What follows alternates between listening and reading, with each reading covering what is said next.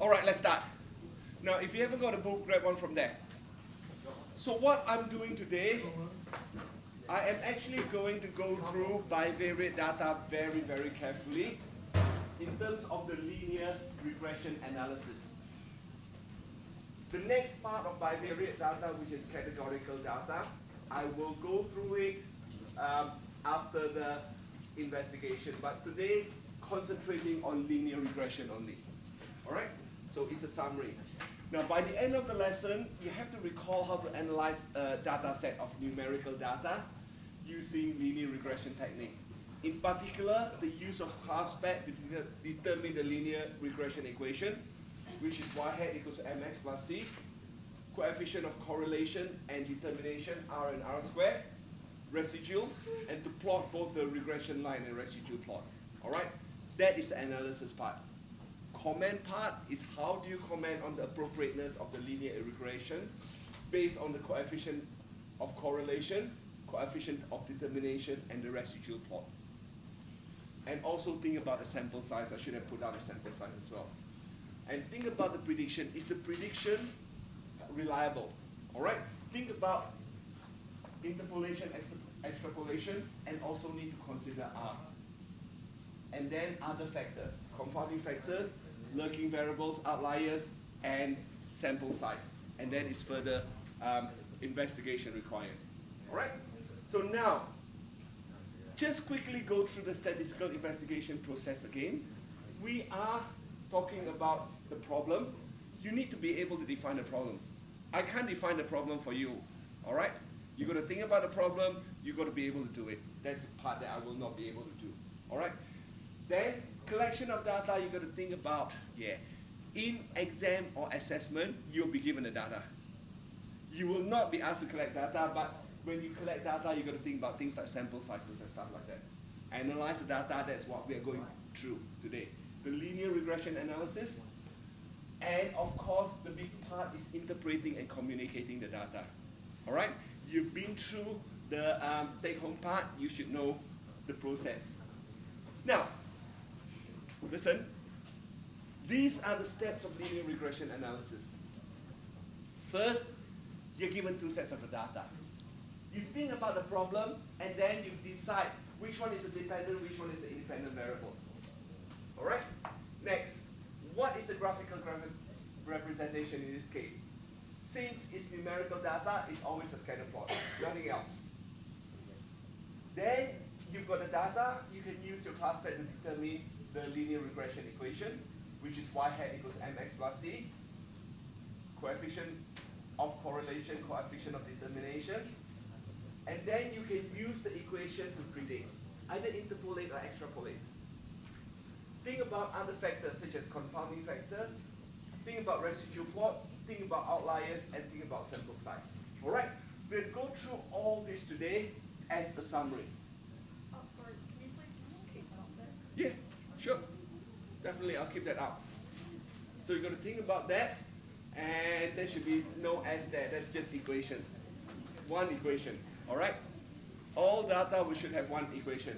Now, sometimes this is referred to as RXY. All right? So all the steps that you have to know listed here. So this is mixed. I should have put the residual plot above first, but it really doesn't matter. Know that you have to plot the residual plot. All right? Now, Wait, so where should the residual plot go? it should be above thinking about the factor. Just so. It really doesn't matter in that sense because residual plot is part of the actual analysis itself. All right? So these are just a dot point, that's all. What else do I need to say? Now, when you are interpreting and commenting, you've got to consider all these factors. Correlation of coefficient, coefficient of correlation and coefficient of determination plus the residual plot. All right? So today you will see that the example that I'm going to use in this one, the coefficient of correlation is really strong, but the residual plot, it just shows that it is not linear regression, doesn't really represent it. All right, let's move on. Can I move on now? Yep. All right. So This is the question. Can you read question 9? Thank you. Question 9 from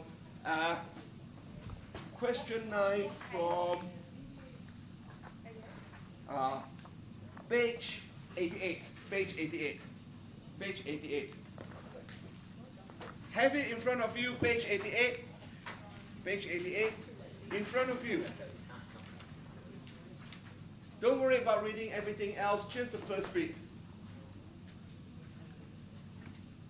Now, a random sample of 15 male patients suffering from emphysema was tested to determine their lung capacity, 0 to 150 units, and how long they have been smoking.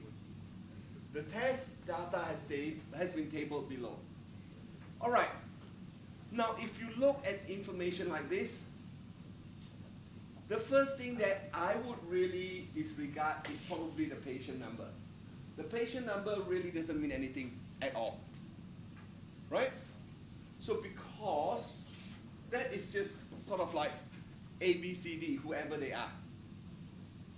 The important bit is the year smoking versus relative lung capacity. So here it says that the relative lung capacity is 0 to 150 units. Now, what would be the dependent variable and what would be the independent variable? What are you going to, what are you actually going to investigate?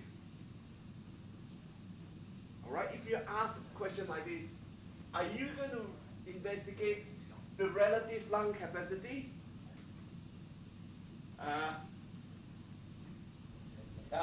with respect to the year smoking? Or are you going to talk about year smoking with respect to the relative lung capacity? Which one?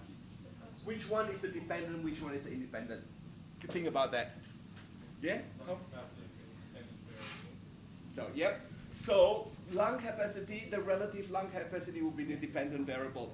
And independent variable would be the year smoking. So what you really want to see is, what is the relative lung capacity based on the year smoking? All right? So you've got to think about how you write that sort of problems up. All right? That's the first step. Once you've done that, you can, things like writing a couple of questions, couple of sentences, you are investigating what? That's up to you. Now, so we know from there, therefore, in our mind, you don't have to write that down. In our mind, we are thinking about estimating the relative lung capacity based on the number of years smoking. All right? C hat equals to my plus C. So that's one thing that you got to think about. All right? First bit done. Next bit, what I would like all of you to do is plot this on your book, if you have a book, please. Plot the data, plot the scatter plot. The first thing is to do the scatter plot on your book. In your book, or if you want a graph paper, grab a graph paper from me. All right? There should be plenty of graph paper. Plot it, please. Plot it, please.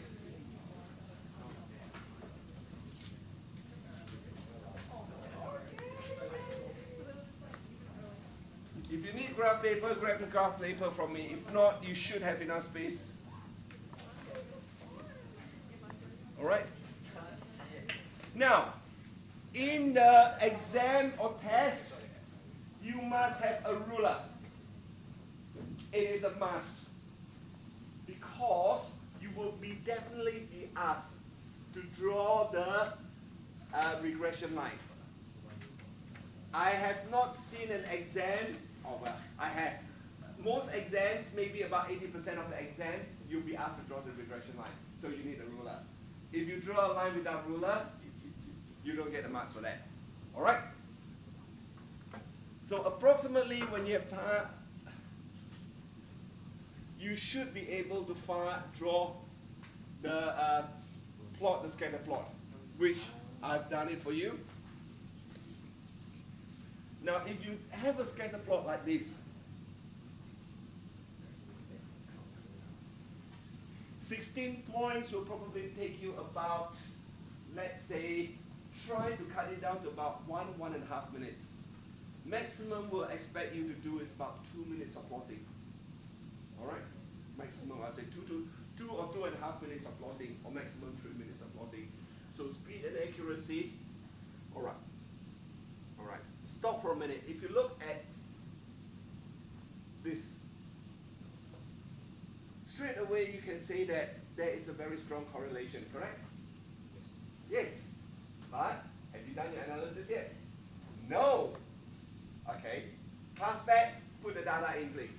Stop plotting, class back, put the data in. You can plot a little bit later. All right? So this is a very interesting question.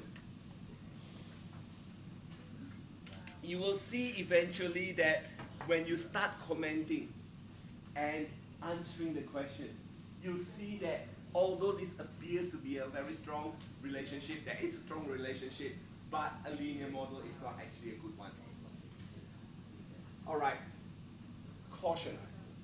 When you plot, always, all right, I am going to state label both axes and make sure that you've got a proper scale. All right, this one the book has given you the scale, and most of the time they will give you the scale because it makes whoever marked the paper a little bit easier. All right, so I want you to put the data in.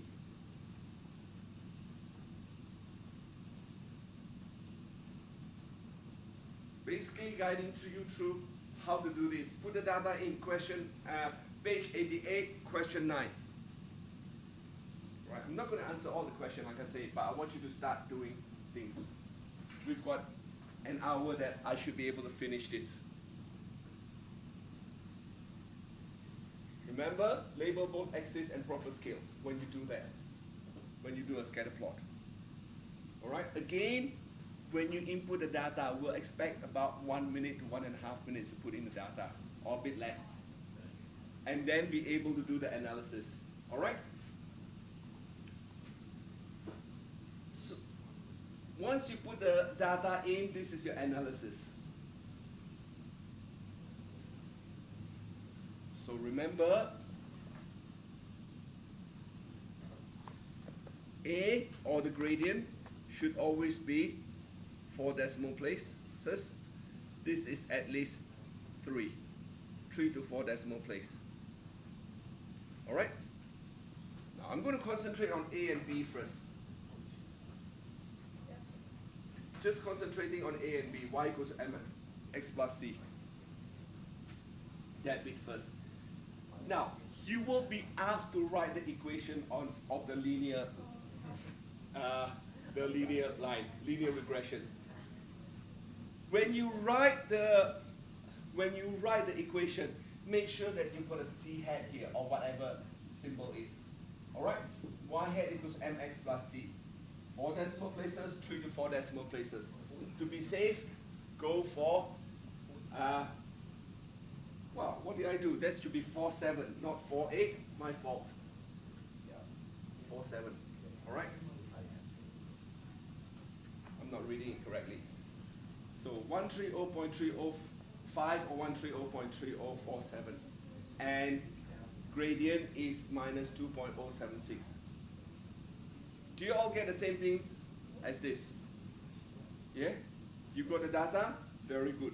So if you got the same thing as me, now one thing I do is once I fill everything in, I will cast my eyes over the data as well as what you input, so that you make sure that everything is correct.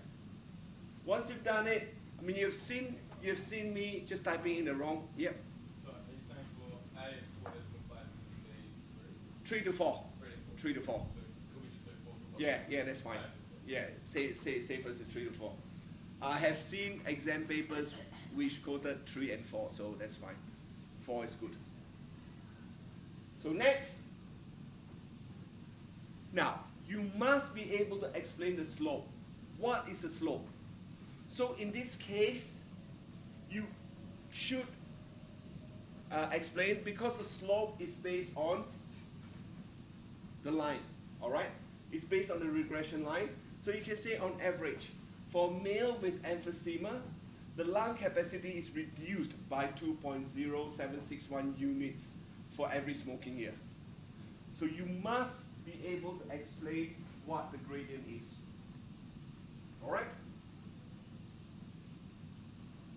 Now in this case, it's just the lung capacity is being reduced by minus 2.0761 units. And you should be able to explain in context what is a y-intercept. So the capacity of the lung for a male with emphysema with 0 smoking year. In fact, this is actually not valid. You know why? Because the question states that a random sample of 15 male patients suffering from emphysema was tested to determine their lung capacity and how long they have been smoking. So we are basically assuming that everyone has been smoking. All right?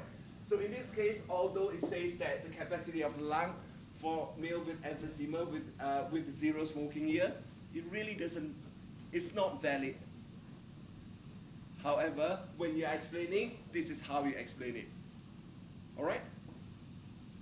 Got it? Are you all happy with how it is explained? Why is this? The y-intercept is when it starts, the initial condition. All right? Whether when it's going up or going down. It's increase, positive slope, decrease, negative slope. All right? Everyone okay with that? Good. If you're okay with that, I will move on. So make sure that you know in context. I have seen practically every year, from in WASE exam, practically every year, they will ask you to explain either one. The explanation is important.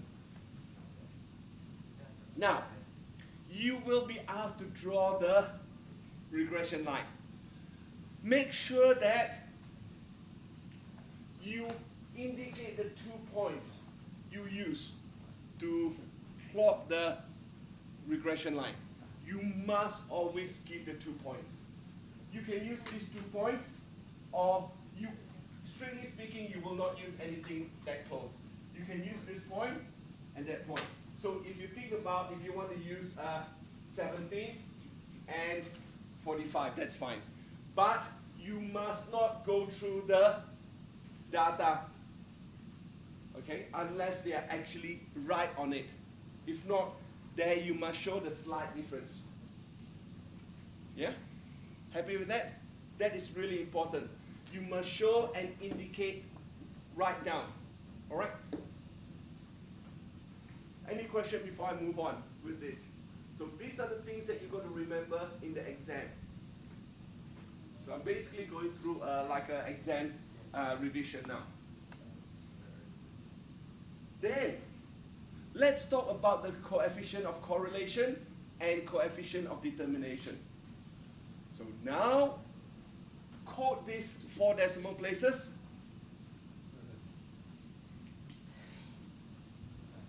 Here, coefficient of determination, 4 decimal places, because when you bring it to percentages, it's 2 decimal places. All right? That is quite important for you to realize. All right? Now, what you do is, talking about coefficient of correlation, it shows a very strong negative correlation, which means if you're just looking at the regression, correlation of regression, the regression line really represents it well. All right? Represents the data well, model the data well. All right?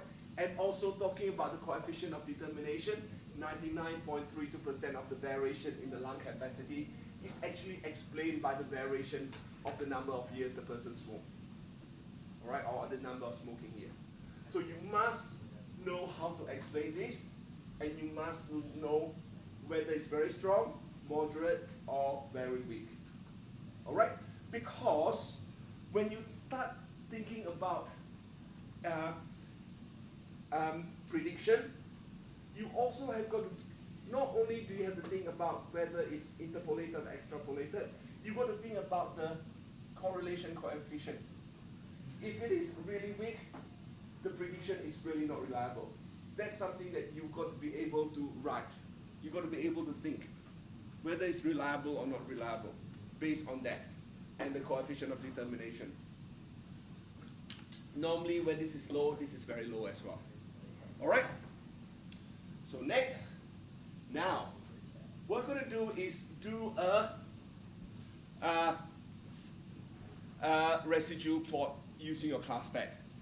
What I would like all of you to do is go to, when you've got the data in here, go to set graph and untick stat graph 1, just tick stat graph 2 and untick previous regression. Now, if you tick previous regression, it means that it will show the regression line. All right? You want to do a residual plot, so no regression line, you want to go to stat graph 2. All right? The other thing you need to do is set in the stat graph 2, make sure it is on. All right? And then X list is list 1, Y list is list 3. That is your residual. Sorry, how do Yes? you get to that? Okay, if you go to, all right, let's do it step by step. So not sure whether I've got the information here, but if I go to statistics, no, I haven't got the information. So I'm just going to do something quick to show you. That's it. All right. I used my class pad, so I will use this to show you. All right. So when you want to do, when you want to plot residual plot, go to set graph. All right. What you want is go to stat graph 2, click on that, and undo stat graph 1, and no previous regression. All right. And then under setting, you want one to be off because you want stat graph 2. One to be off, you go to 2, click on the tab 2, type is scatter, X list is list 1, Y list will be list 3 because that is your residual plot. All right? Yeah? And then you click set. Then when you do your calculation, regression, linear regression, make sure that you copy residue on list 3. Yeah? And then click OK. I mean, this what I'm showing you is pretty, it's a different data. And you can see what I've done is because I've made a mistake by clicking the previous regression, it still shows you the regression. But that is just your residue. All right? Yes? Sorry? So that you know that this is a residue. When you are asked, all right, some of the question in exam or in test, you were asked to calculate the residue. Sometimes you can just copy straight down from the calculator. Yes, residue is the third one. All right? Residue is the third one. Now this is how you do it. Once you've done that, and then you click OK.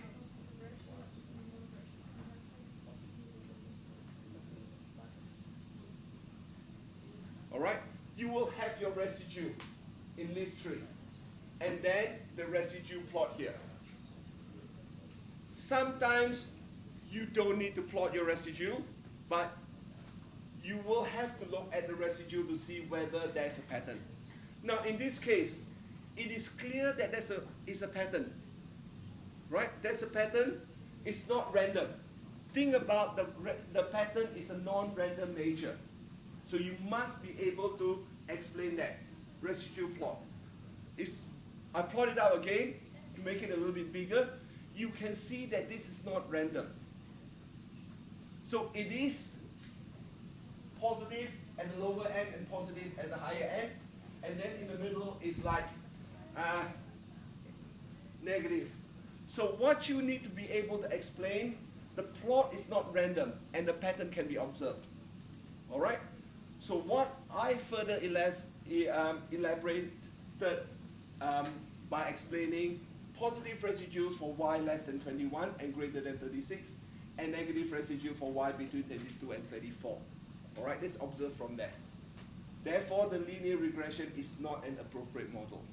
So you must look at the residue, and even though I've got a really high correlation coefficient, but the residue plot actually said to me that the model is not appropriate.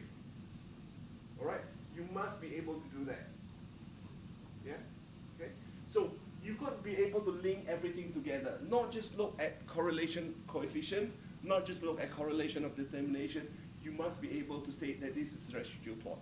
So after you've done your analysis, all right, when you are answering the questions or whatever, there will be questions like this, or in sometimes when you're interpreting, you have to actually be able to interpret things like coefficient correlation, the coefficient of determination, interpret your residue plot.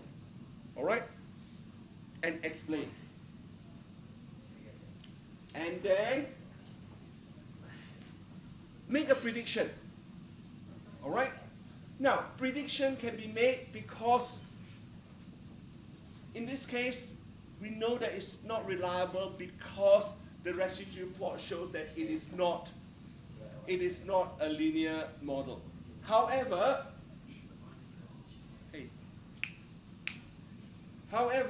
you need to think about predictions. You must always make in your in